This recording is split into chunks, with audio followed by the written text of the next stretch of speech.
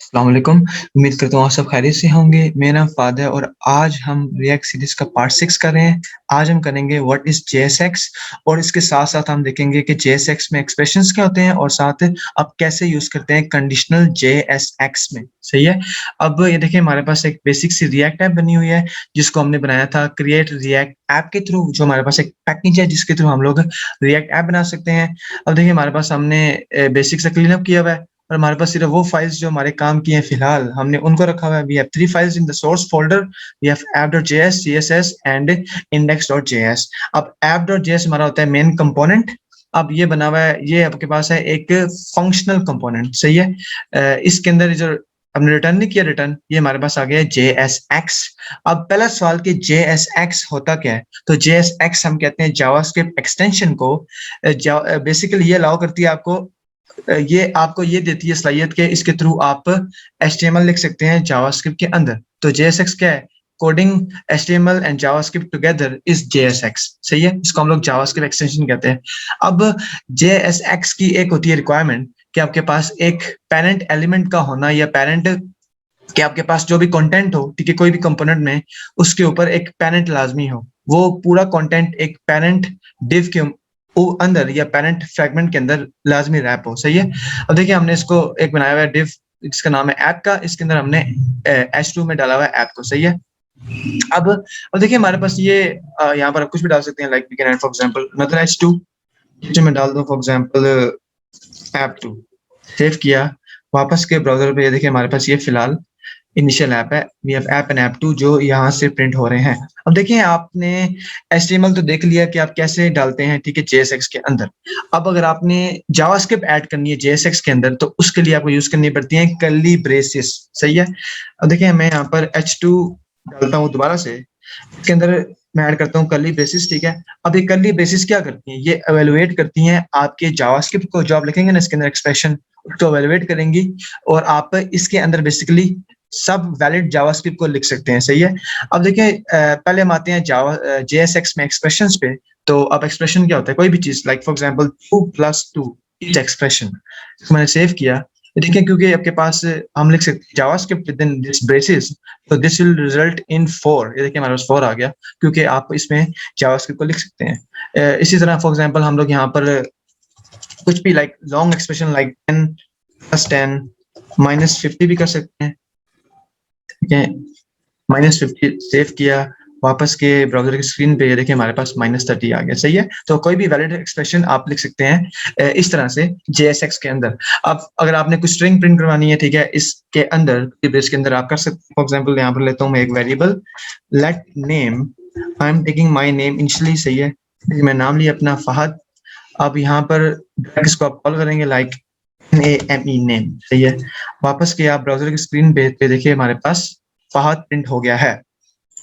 अब आप कुछ भी लाइक एवरी वैलिड जावास्क्रिप्ट आप इसके अंदर डाल सकते हैं। फॉर एग्जांपल यहाँ पर बनाता हूँ मैं एक function, I name it for example show equal to, this is arrow function. इस तरह से बनाते हैं एरो फंक्शन जावास्क्रिप्ट के अंदर।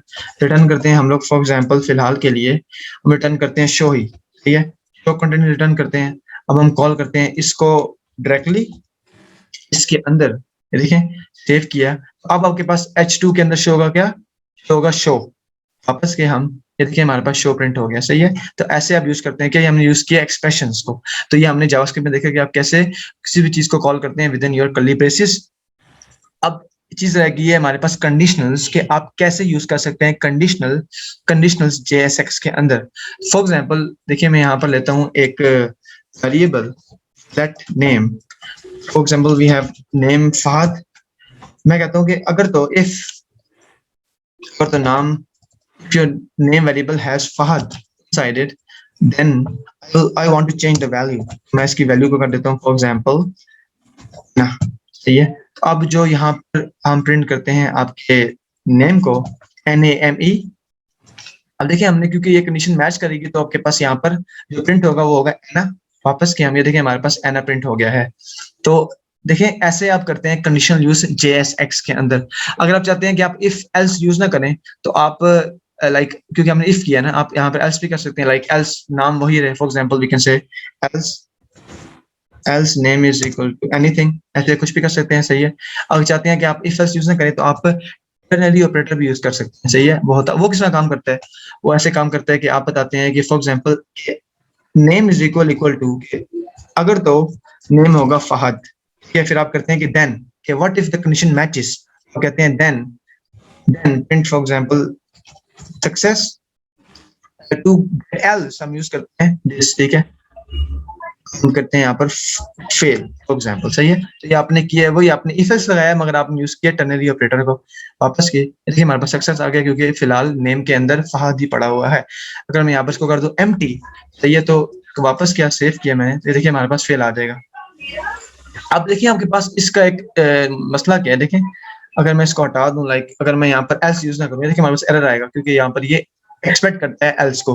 अगर आप चाहते हैं कि आप सिर्फ और सिर्फ ट्रू केस कैंडल करें, मतलब कि आपको पता है कि फॉल्स केस में है ही नहीं, इस केस में फॉल्स है ही नहीं, तो उसके लिए आप यूज कर सकते हैं एक और तरीका जो स्पेसिफिकली यूज करते हैं हम लोग सिर्फ रिएक्ट में, ठीक है। For example you can say name is equal equal to Fahad, okay. तो आप देन मीन्स कि आप सिर्फ केस हैंडल कर रहे हैं, तो आप इस तरह करते हैं एंड, ठीक है, तो आप यूज करते हैं एंड और आप कह सकते हैं मैं प्रिंट करूंगा फॉर एग्जांपल सिर्फ name, okay. So you say कि if the name is equal to Fahad then I will print Fahad, तो ये आपके पास है इफ, इस तरह का इफ है, सही है। सेव किया, वापस किए, देखिए हमारे पास फिलहाल कुछ भी नहीं आया। क्यों नहीं आया, क्योंकि हमने यहाँ पर एम्प्टी रखा हुआ है। नंबर डालते हैं हम लोग फहद, स्मॉल फहद, सॉरी, तो स्मॉल फहद वापस किए, तो देखिए हमारे पास यहाँ पर प्रिंट हो गया। तो केस मैच नहीं करेगा तो यहाँ पर कुछ भी नहीं आएगा, सही है। तो ये था हमारे पास आज का लेक्चर जिसमें हमने देखा कि JSX क्या होता है और आप कैसे यूज करते हैं एक्सप्रेशंस को और कंडीशनल को अपनी JSX के अंदर, जिसको हम लोग जावास्क्रिप्ट एक्सटेंशन भी कहते हैं। उम्मीद करता हूँ आज की वीडियो आपको पसंद आई होगी। काइंडली अगर आपको वीडियो पसंद आई है तो सब्सक्राइब जरूर कीजिएगा और लाइक भी करें। Thank you very much.